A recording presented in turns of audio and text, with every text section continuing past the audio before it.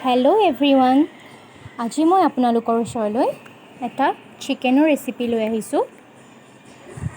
চিকেনখিনি মই ভালকৈ ধুই লৈছোঁ আৰু মই মছলাখিনিও ৰেডি কৰি লৈছোঁ। ইয়াৰ কাৰণে মোক লাগিব 2টা মিডিয়াম চাইজৰ পিঁয়াজ, 2টা পিঁয়াজ আৰু মই জলকীয়া একেলগে পেষ্ট কৰি লৈছোঁ আৰু লৈছোঁ আদা নহৰুৰ পেষ্ট, ডাঙৰ চামুচেৰে 2 চামুচমান হ'ব, কেইটামান আলমণ্ড এয়া মই পেষ্ট কৰি ল'ম আৰু 2টা বিলাহী।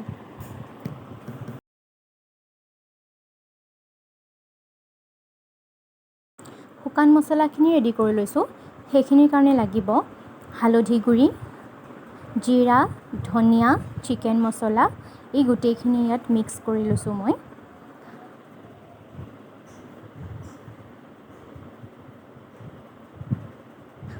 আৰু লৈছোঁ গৰম মছলা, অকণমান চেনি, অকণমান জালুক আৰু কাশ্মীৰী ৰেড চিলি পাউডাৰ। এইটো সম্পূৰ্ণ অপশ্যনেল হয়, দিব বিচাৰিলে দিব পাৰিব।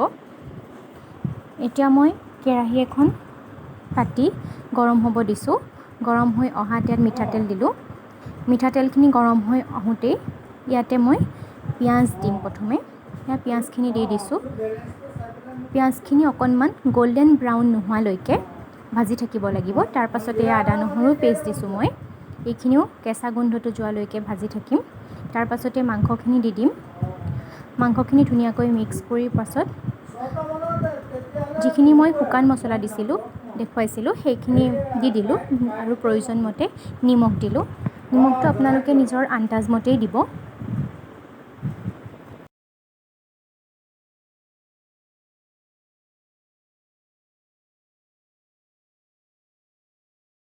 এতিয়া ইয়াতে অথনি দেখুওৱা পিঁয়াজ আৰু জলকীয়াৰ গুড়িখিনি দি দিলোঁ আৰু বিলাহীখিনিও দি দিলোঁ আৰু মিক্স।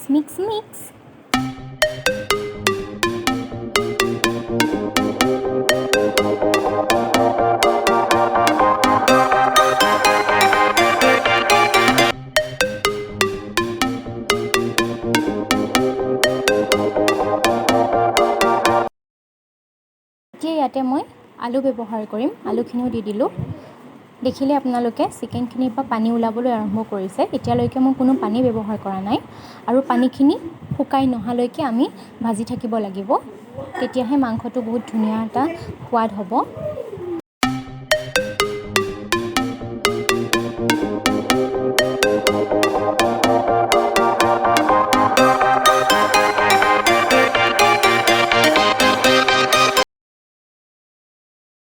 এতিয়া ইয়াতে মই মেইন ইনগ্ৰিডিয়েণ্টছ আলমণ্ডৰ পেষ্টখিনি ব্যৱহাৰ কৰিলোঁ।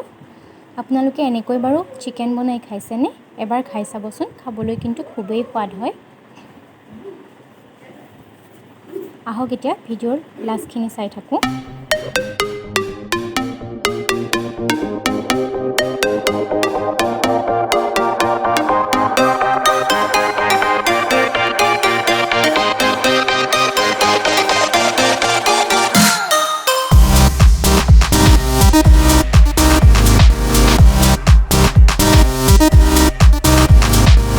এতিয়া ধুনীয়াকৈ পানীখিনি শুকাই আহিছে আৰু তেলো বিৰিঙি গৈছে।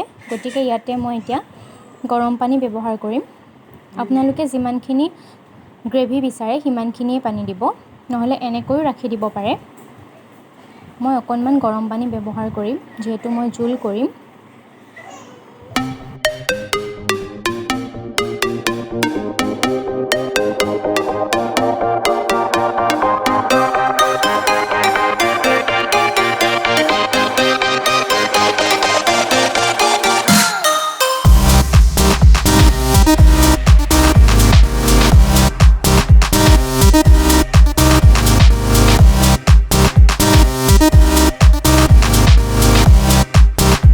প্ৰায় হৈয়ে গৈছে। একেবাৰে শেষত অকণমান মই বাটাৰ ব্যৱহাৰ কৰিম।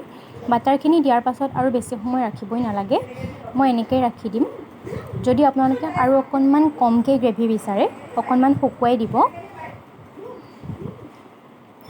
আৰু যদি এনেদৰে খাই চোৱা নাই এবাৰ খাই চাব আৰু মোৰ ভিডিঅ'টো লাইক কৰিব, শ্বেয়াৰ কৰিব আৰু মোৰ চেনেলটো ছাবস্ক্ৰাইব কৰিব। Thank U.